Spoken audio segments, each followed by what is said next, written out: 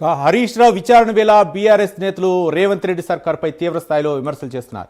రాష్ట్ర ప్రభుత్వం కుట్రపూరితంగా వ్యవహరిస్తోందని పల్లా రాజేశ్వరరెడ్డి ఆరోపించారు.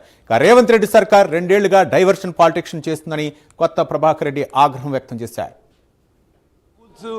ఇవన్నీ చేస్తామని చెప్పేసి పిచ్చి మాటలు మాట్లాడితే ప్రజలు నీ గద్దె కూర్చోడానికి సిద్ధపడతారు తప్ప మరొకటి కాదు.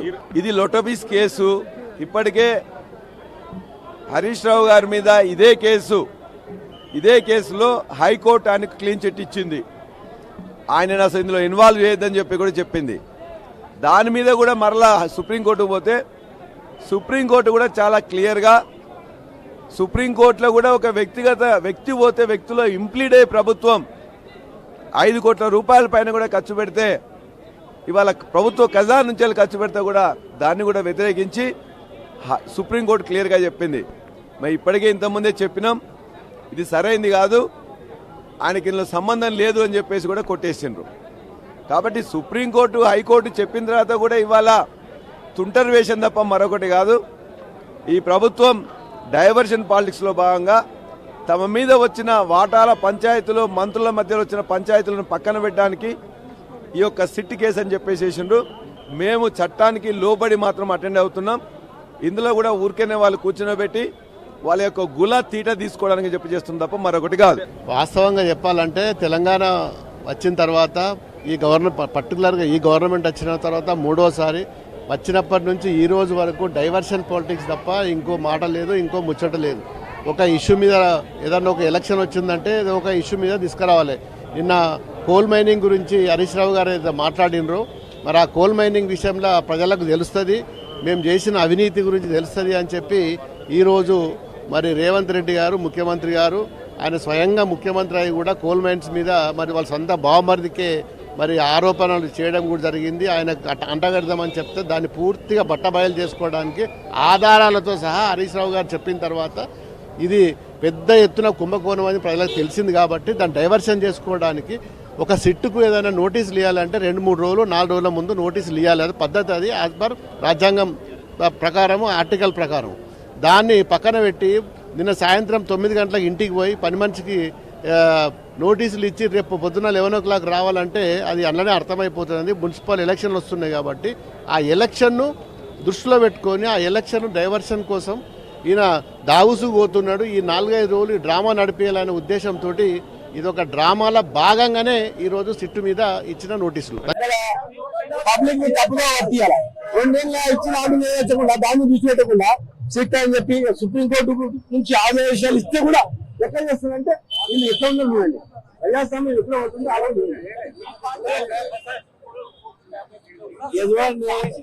ఇక వాళ్ళ ప్రభుత్వాల చేతిలో ఉన్నాయి. 2 ఏళ్ళు ఏం చేసింది అంటే నిఘా వ్యవస్థ అంత పకడ్బందీ అర్థం కావాలా. 2 ఏళ్ళ నుంచి ఏం చేసింది మరి అప్పుడే కదా. ఇప్పుడు వాళ్ళ మంత్రులు అంటున్నారు, కాంగ్రెస్ మంత్రులు మా ఫోన్ ట్యాప్ అవుతుందని అంటున్నారు, కాంగ్రెస్ ఎమ్మెల్యేలు మా ఫోన్ ట్యాప్ అవుతుంది అంటున్నారు. దానికి సమాధానం చెప్పండి, ప్రజలకు ఇచ్చిన హామీలపై దృష్టి పెట్టండి. పోలీస్ డిపార్ట్మెంట్ అనేది రకరకాలుగా వాళ్ళు చేస్తూ ఉంటారు ఏదైనా. దానికి ప్రభుత్వంలో వాళ్ళ డిపార్ట్మెంట్ బాగుంది, దానికి దీనికి అంటగట్టడం వేస్ట్ అంతా.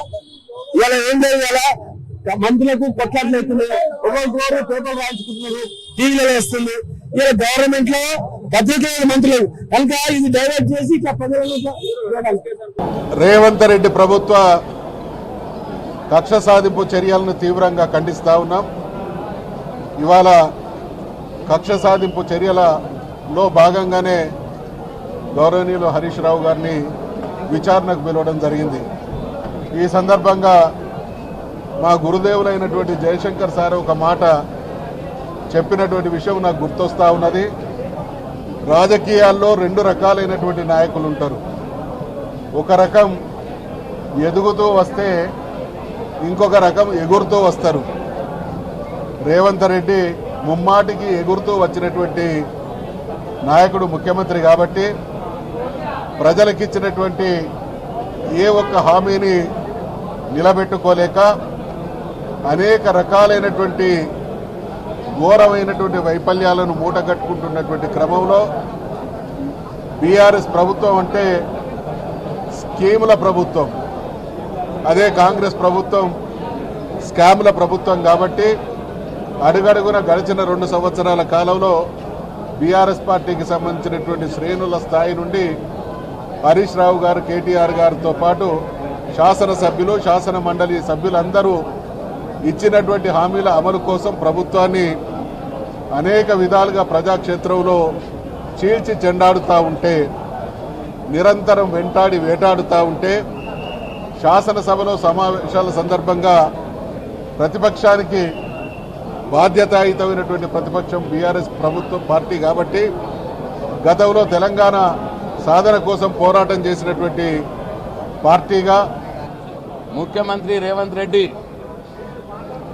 బావమరిదైనటువంటి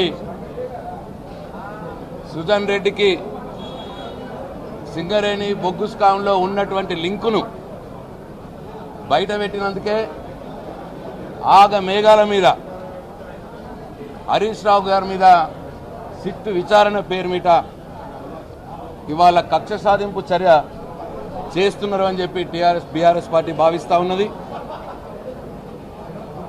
గత 2 సంవత్సరాలుగా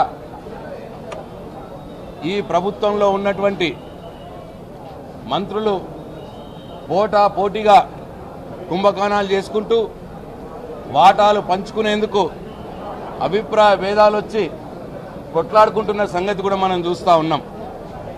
ఇవన్నీ కూడా శాసనసభ లోపల బీఆర్ఎస్ పార్టీ ఎమ్మెల్యేలు, నాయకులు కావచ్చు, ఇవన్నీ కూడా బయట పెడుతున్నందుకే మరి ముఖ్యమంత్రి రేవంత్ రెడ్డి రోజుకో కేసు పేరు మీద బీఆర్ఎస్ పార్టీ నాయకుల్ని వేధిస్తున్న సంగతి కూడా తెలంగాణ సమాజం గమనిస్తూ ఉన్నది.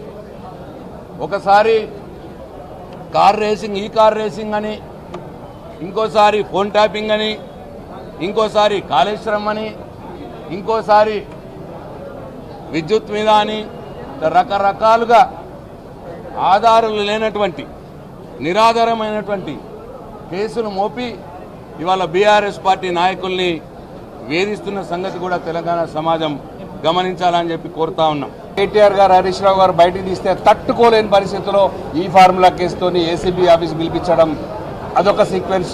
ఇప్పుడు హరీష్ రావు గారు లేటెస్ట్గా ఈ బొగ్గు స్కామ్ని బయట పెడితే ఇదొక డైవర్షన్ పాలిటిక్స్.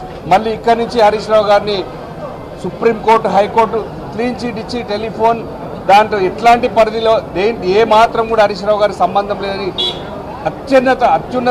ఉన్నతమైన న్యాయస్థానం క్లీన్ చీట్ ఇస్తే కూడా దాన్ని మరొక్కసారి ఏదో పీకాలని చెప్పేసి కొండంతో వెల్కని పట్టే ప్రయత్నం చేసి హరీష్ రావు గారిని వాళ్ళ పిలిపించుకున్నంత మాత్రాన జరిగేది ఏం లేదు.